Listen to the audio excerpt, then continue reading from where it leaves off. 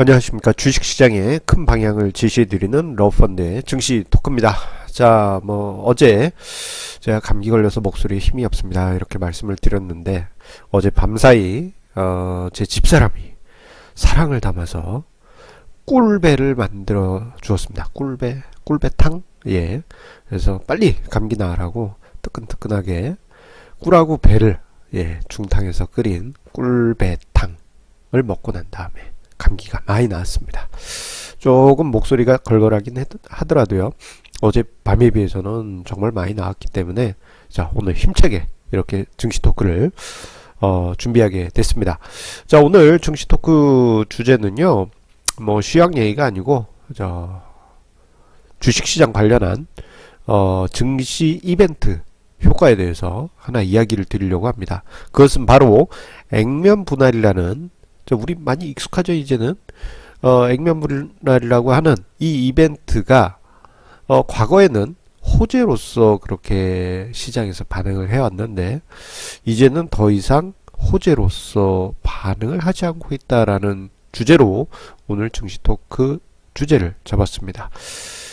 자, 올해 같은 경우 삼성전자 그리고 최근에 네이버가 액면 분할을 했습니다.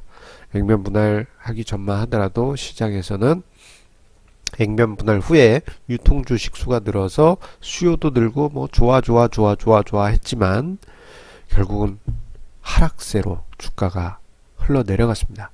그 이유를 오늘 증시 토크에서 찾아볼 수가 있으실 것입니다. 과거에 비해서 이 액면 분할에 관한 해석이 틀려졌기 때문입니다. 자, 그 역사적 흐름부터 한번 보도록 하겠습니다. 자, 서기 1999년 IT 버블 당시. 자, 제가 이 중간 제목으로 일부러 서기라는 단어를 넣습니다. 자, 우리 영화 같은데 보면요, 서기 2000 몇 년, 서기 1700 몇 년, 이렇게 얘기를 하면 왠지 올드한 느낌이 나지 않습니까? 예, 1999년 정말 올드하다. 거의 한 20년 가까이 되는 옛날 일이다 라는 것을 강조하기 위해서 서기 1999년이라고 이야기를 했습니다. 자, 이때 당시가 IT 버블이 피크를 이루던 해였죠. 자, 그 당시 보게 되면요, 정말 사소한 이유로 주가가 폭등했습니다. 회사 이름을 무슨 테크, 이성수다, 주 이성수다 그러면 이성수 테크다 그러면 막 상한가 상상 이렇게 5일 상한가는 기본 20일 상한가 하기도 하고 그러던 시절이었습니다. 그뿐만 아니라 사업 목적에 IT 관련한 인터넷 사업을 넣기만 해도 주가가 폭등하기도 했었습니다. 자, 그런데요, 그때 당시 호재로서 등장하던 이슈가 회사 이름 바꾸기, 사업 목적 추가 이런 것도 있지만 액면 분할도 자주 회사의 호재성 재료로 자주 등장을 했습니다. 자, 그때 당시 코스닥 IT 기업들이 워낙 유통 주식 수가 없다 보니까 주식 공급을 늘리라고 하면서 주주들의 요청이 계속 있었습니다.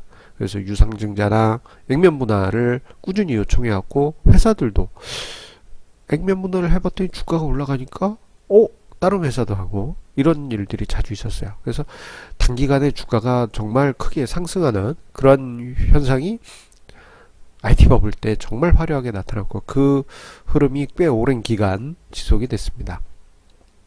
근데 가장 크게 급등했던 것은 IT 버블 시기였죠.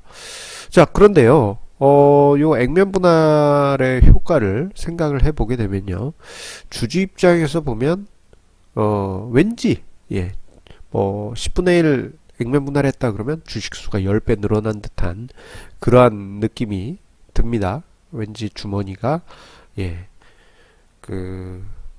액면가 500원짜리 지폐 5,000원짜리로 있던 주머니가 이게 10배 불어서 액면가 500원짜리 지폐로 꽉 차 있는 듯한 그런 빵빵한 느낌. 괜히 기분이 좋죠. 하지만 어느 순간부터 사람들이 생각을 해봤더니 진실이 서서히 보이기 시작했습니다. 주식수를 10배로 늘려도 주가가 10분의 1로 낮아지는 거니까 이거 본질적으로 똑같은 거 아니야? 예, 맞습니다. 액면 분할을 하더라도 회사 본질에는 전혀 변화가 없습니다. 본질적으로 전혀 변화가 없어요. 자, 그런데 이 액면 분할이 예전에는 뭐 수급 측면에서 유통 주식수가 늘어나니 좋은 거야 하하하 하는 분위기였습니다만, 엄밀하게 이걸 파고 들어가 보게 되면요, 일단은 회사 본질에는 변화가 없어요. 하지만 한편으로는 마이너스 효과가 부정적으로 생길 수 있다라는 것을 우리가 생각을 해볼 수 있습니다. 왜냐하면은 뭐 큰 금액은 아니지만 액면 분할을 하는 과정에서 행정비용들, 주식 관련 행정비용, 예탁원의 어떤 업무 처리도 해야 될 거고, 그리고 뭐 법원 등기소에도 우리 회사가 액면가를 바꿔서 주식수가 어떻게 되고 주주들의 어떤 주식수가 어떻게 되고 이런 것도 다 등기를 해야 되고, 그리고 담당 직원들 뭐 고생하면 또 피자 한 판이라도 또 사줘야 될 거 아닙니까? 뭐 큰 금액은 아니더라도 어쨌거나 이런 저런 직간접적인 부대 비용이 증가하게 됩니다. 자, 그리고 그 액면 분할 과정에서는 뭐 직간접적인 행정 비용 요것도 있지만, 액면 분할 후에도 이게 비용이 은근히 많이 들어갑니다. 저 같은 경우 얼마 전에 심심풀이로 어떤 주식을 한 주를 샀어요. 나 저 회사 주주가 되고 싶어. 한 주. 여의도에 있는 어떤 회사입니다. 그러니까 주주총회 합니다. 그러면 쫄래 걸어가서 주주총회 참석해서 저는 반대합니다 하고 그냥 쫄래 해서 사무실로 복귀를 하면 되니까 그냥 한 주 샀어요. 그런데 이 한 주짜리 주식을 샀던 주주들한테는 때가 되면 우편물이 날라가죠.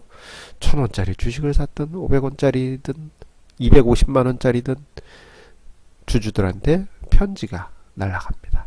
그 우편 비용, 어떤 주주는 1,000원짜리 한 주 샀는데 우편물을 매년 받아요. 우편 비용이 훨씬 더 많이 나가겠죠. 자, 그런 식의 액면 분할을 하고 나면요, 극소수의 주식을 가진 주주수가 크게 늘어나게 됩니다. 본인도 까먹고 내가 저거 한 주 가지고 있었네 이런 경우도 있고 그래요. 자, 그뿐만 아닙니다. 자, 주주수가 늘어나기 때문에 주식 담당자는 그만큼 여러가지 항의, 질문, 행정, 여러가지 질문 전화를 받아야 되고 그에 따른 업무 처리를 해야 됩니다. 그래서 보통 주식 담당자한테 주식이 회사에 대해서 궁금해서 전화하면 지금 잠깐 자리를 비웠습니다 라고 하는 경우가 거의 대부분입니다. 워낙 일에 치이기 때문입니다. 어쨌거나 이런 것 또한 비용으로 그렇게 엄밀하게 분류할 수 있죠. 자, 그렇기 때문에요, 어떤 회사들은 예전에 액면 분할을 했다가 이런 걸 겪어보니까 비용만 들어요. 그리고 또 경영진 입장에서는 이게 불편합니다. 그래서 오히려 액면가를 다시 합치는 액면 병합을 실시하는 회사들도 은근히 많이 있습니다. 뭐 명분은 주식수가 너무 많아서 주가가 안 올라가니 액면을 병합해서 유통 주식수를 줄이겠다라는 명분이지만, 자, 이게 뭐 여러 가지 귀찮은 행정 업무들 뭐 여러 가지 일들이 있기 때문입니다.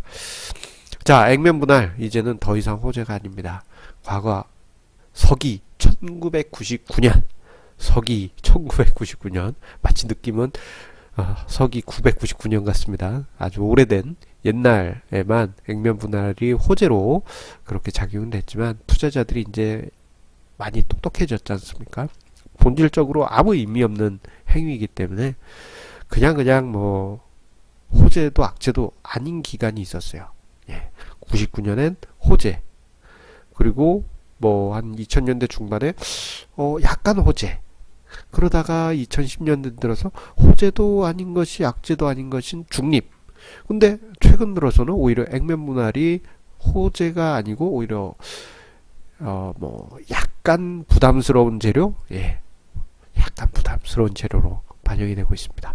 자, 그런 게 이제 주가로 반영이 바로 되고 있어요. 자, 지금 화면상에 차트는요, 네이버의 10월 액면 분할 후의 주가 흐름 왼쪽이고요.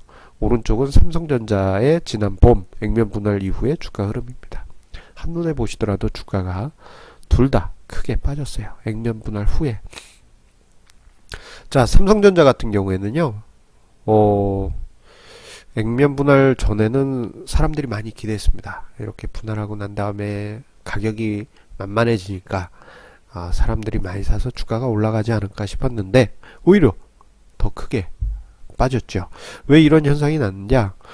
자, 그 이유는 주식의 분산에 있다고 말씀드릴 수 있겠습니다.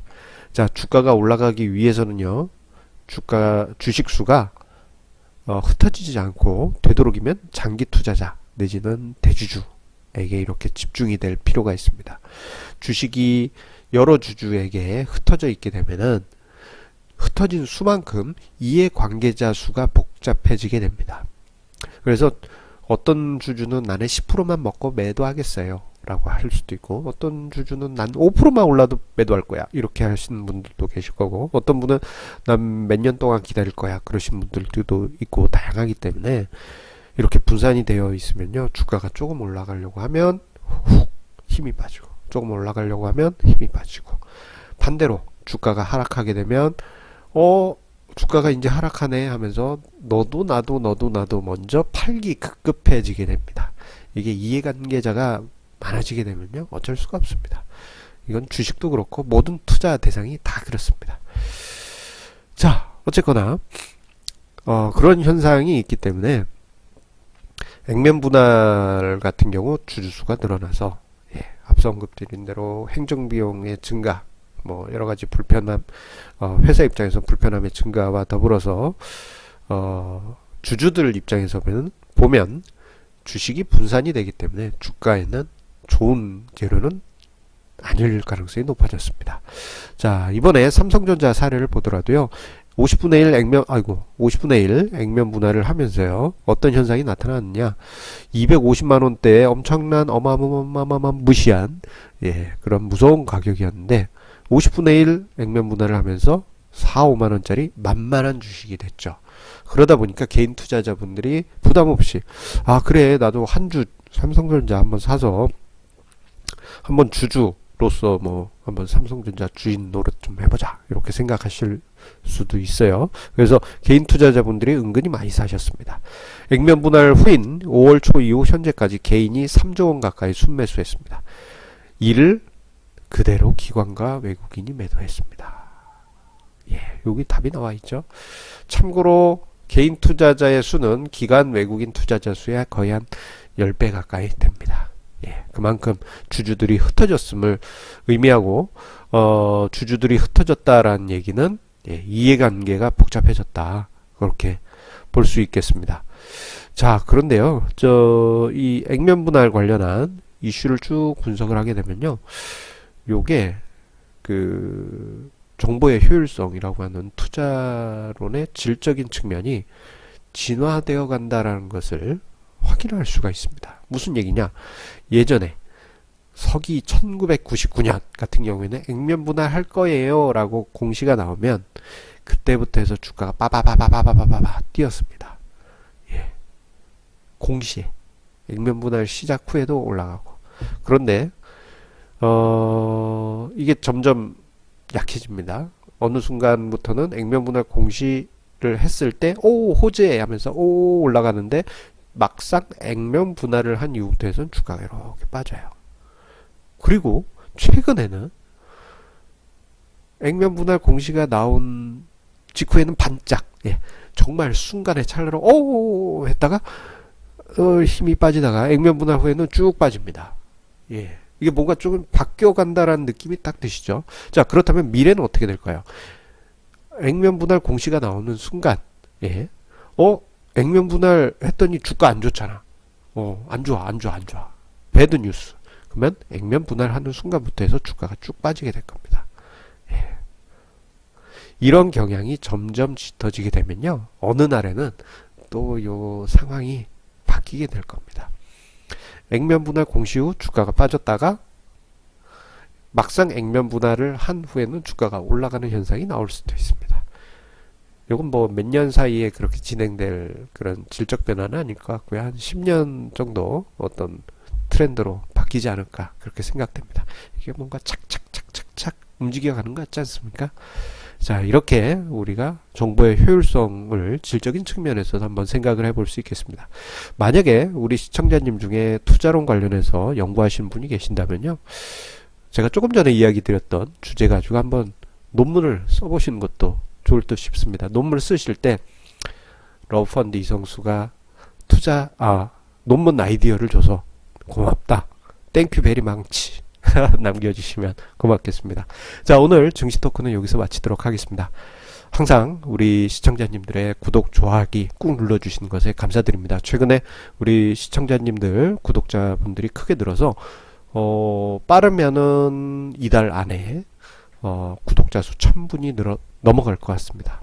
한번 이달 안에 한번 넘겨줬으면 좋겠습니다. 자, 우리 시청자님들의 많은 호응, 그리고 주변 분들한테도 많이 알려주시면 감사하겠습니다. 자, 그러면 어려운 주식시장이지만 저의 증시 토크로 힘 얻으시기 바라면서요, 내일도 좋은 주제로 찾아뵙도록 하겠습니다. 감사합니다.